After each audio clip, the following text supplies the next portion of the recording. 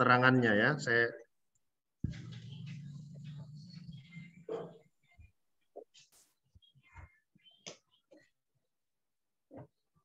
Nah, ini kira-kira bisa dilihat ya. Apakah sudah kelihatan? Sudah, Pak. Ya, dari jenis tipe-tipe baterai di sini ada AGM, ada gel, kemudian ada deep cycle, ada OPZV. Itu dari DOD dan service life-nya bisa dilihat ya. Biasanya yang banyak di PLTS itu yang paling bawah ini. Yang paling bawah. Jadi katakan misalnya kalau kita gunakan dia sampai habis, berarti hanya bisa 1.500 charging discharging saja ya. Kira-kira seperti itu. Jadi ya umurnya juga bisa lebih singkat ya. Sedangkan kalau misalnya kita atur kita gunakan 50% saja misalnya DOD, maka cycle-nya bisa lebih panjang, 2 kali lipat. Jadi bisa sampai 3.000 cycle ya. Nah, umurnya bisa sampai 15 sampai 20 tahun. Jadi ya kadang-kadang seperti ini ya. Di lapangan udah pilih baterainya bagus ya. Tetapi komponen lain pada saat pengisian dan discharging-nya tidak optimal. Nah, itu juga yang menyebabkan kadang-kadang baterainya nanti tidak awet ya. Jadi mendesain, mengukur berapa banyak panel, berapa arusnya, kemudian pengisian baterainya itu kalau tidak optimal, nanti bisa baterainya tidak awet. Seperti itu. Jadi semua itu harus diperhitungkan ya. Perhitungkan dengan baik. Contoh misalnya ya, dihitungnya pada kondisi full penyinaran. Sementara kadang-kadang ada daerah yang ya katakan misalnya kalau pada saat hujan atau mendung itu bisa sampai 3 hari misalnya. Nah, itu kan rawan ya. Rawan. Dalam 3 hari kalau pada saat pengisian mataharinya tidak maksimal ke baterai, sangat rawan itu merusak baterainya. Jadi survei lokasi untuk pemasangan itu sangat penting ya, sangat penting. Untuk tahu lokasinya, kondisinya seperti apa. Kayak gitu. Karena kalau salah desain ya nanti komponen yang sudah dipilih itu tidak akan maksimal kerjanya.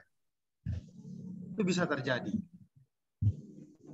Ya, ini gambaran ya bagaimana jenis-jenis baterai itu punya kelebihan dan kekurangan. Di sini tidak dicantumkan harganya sih. Nah, biasanya yang paling singkat itu harganya lebih murah begitu ya. Ya. Di contoh yang tadi ya, di contoh yang tadi ini bisa kita hitung ulang ya.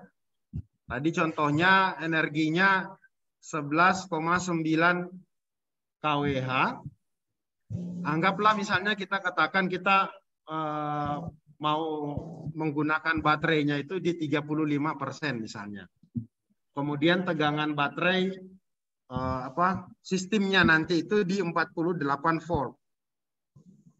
Kemudian ada efisiensi di situ. Nah, berapa besar AH yang kita butuhkan ya kapasitasnya. Nah, bisa dihitung dengan ya rumus sederhana di sini ya. Saya kira tidak terlalu sulit ya hitung-hitungan ininya.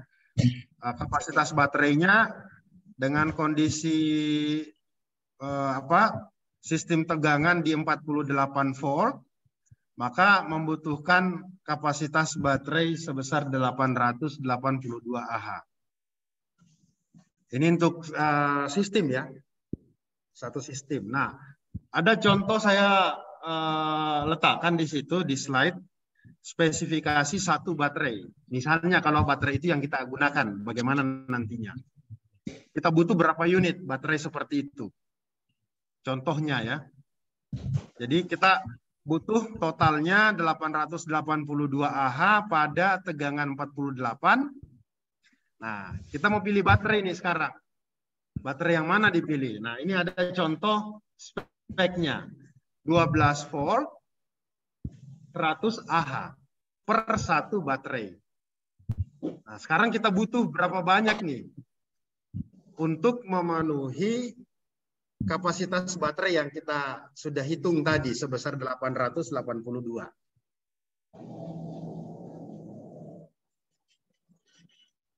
Dan caranya gimana? Ya kita hitung di sini aja ya.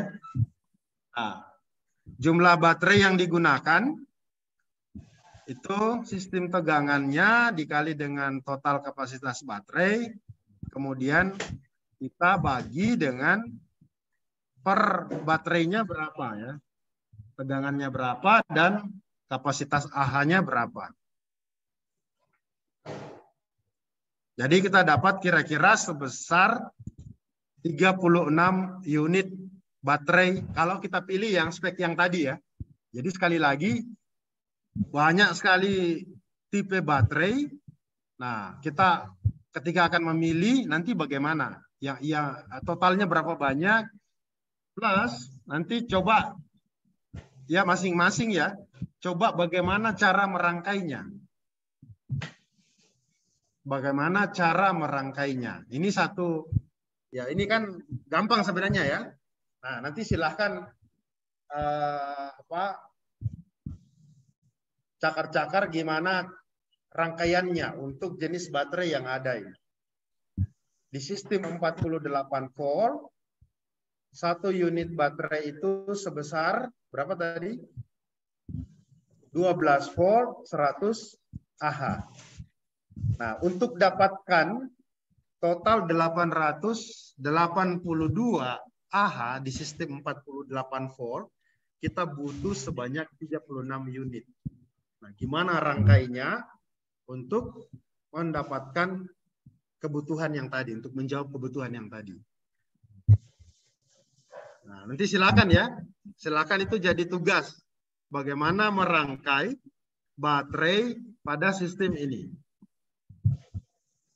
12 volt, 100 Ah. Gimana rangkainya?